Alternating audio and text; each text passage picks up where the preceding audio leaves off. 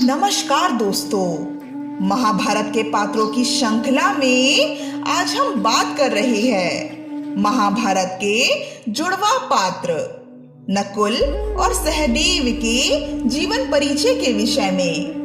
दोस्तों, नकुल और सहदेव के जीवन परिचय का यह दूसरा व अंतिम भाग है। अगर आपने पहला भाग अभी तक नहीं देखा है तो कृपा कर पहले आप प्रथम भाग देखिएगा, जिससे आपको नकुल और सहदेव के जीवन परिचय को समझने में ज्यादा आसानी होगी। दोस्तों, पिछले भाग में हमने जाना नकुल और सहदेव के जन्म के विषय में, और आज हम जानेंगे नकुल और सहदेव की शिक्षा, विवाह और संतान के विषय में। तो चलिए शुरू करते हैं। नकुल और सहदेव के गुरु का नाम गुरु द्रोणाचार्य था। कौरवों और पांडवों ने एक साथ एक ही गुरुकुल में एक ही गुरु द्रोणाचार्य से शिक्षा प्राप्त की थी। वैसे तो गुरुकुल में सभी छात्रों को सारे अस्त्र शस्त्रों का ज्ञान दिया जाता था, पर नकुल और सहदेव का प्रमुख अस्त्र था तलवार। नकुल और सहदेव ने तलवारबाजी में महारत हासिल की थी। सहदेव फरसा चलाने में भी माहिर थे।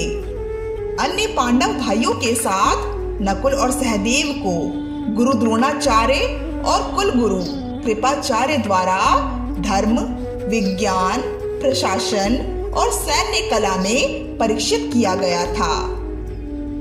नकुल घुड़सवारी में विशेष रूप से निपुण थे। नकुल को अश्वों के प्रति बहुत लगाव था। वह अश्वों के प्रजनन और परीक्षण की गहरी समझ रखते थे। नकुल अश्वों की सभी बीमारियों का इलाज भी जानते थे। वह एक अत्यधिक कुशल सारथी भी थे, और सहदेव को भी पशुओं से बहुत अधिक स्नेह था। इसलिए पांडवों के अज्ञातवास के दौरान नकुल ग्रांतिक नामक अश्व अध्यापक अर्थात अश्वों की देखरेख तथा अश्वों को परीक्षित करने वाले बने थे, तथा सहदेव तंतीपाल नामक गौशाला की देखरेख करने वाले बने थे। अश्वनी कुमारों के पुत्र होने के नाते नकुल और सहदेव को आयुर्वेद का विशेषज्ञ भी माना जाता है। नकुल बहुत सुंदर थे और सहदेव बहुत बुद्धिमान थे। इसलिए महाभारत काल के समय नकुल को सबसे सुंदर पुरुष के रूप में जाना जाता था, तो वहीं सहदेव को सबसे बुद्धिमान पुरुष के रूप में जाना जाता था। सहदेव को भविष्य में होने वाली घटनाओं का पूर्ण आभास हो जाता था। इसलिए पांडवों के वनवास के दौरान सहदेव के भविष्य में होने वाली घटनाओं का पूर्ण आभास होने के कारण पांडव कई बार संकटों से बच पाए हैं। नकुल और सहदेव एक शानदार तलवारबाज थे, और कुरुक्षेत्र युद्ध में उन्होंने बहुत ही अद्भुत पराक्रम दिखाया था।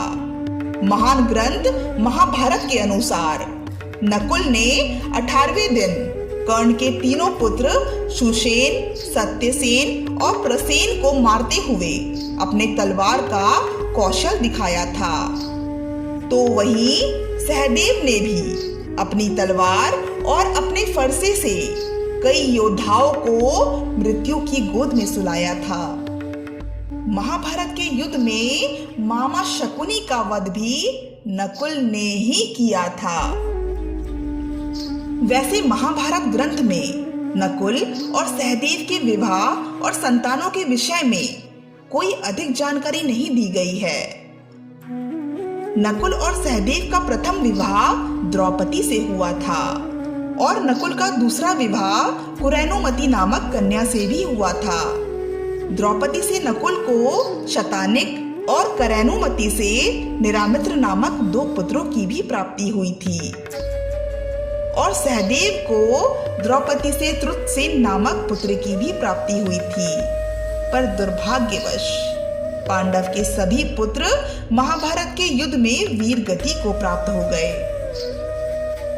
महाभारत युद्ध के समाप्त होने के पश्चात युधिष्ठिर ने नकुल को उत्तरी मद्र का राजा और सहदेव को दक्षिणी मद्र का राजा नियुक्त किया।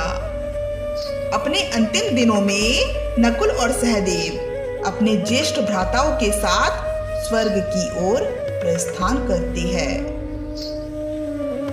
तो ये थी दोस्तों पांडु पुत्र नकुल और सहदेव की जीवन कथा। आज के लिए बस इतना ही। अगली वीडियो में महाभारत के पात्रों से संबंधित कई और घटनाओं पर चर्चा करेंगे। तब तक के लिए धन्यवाद।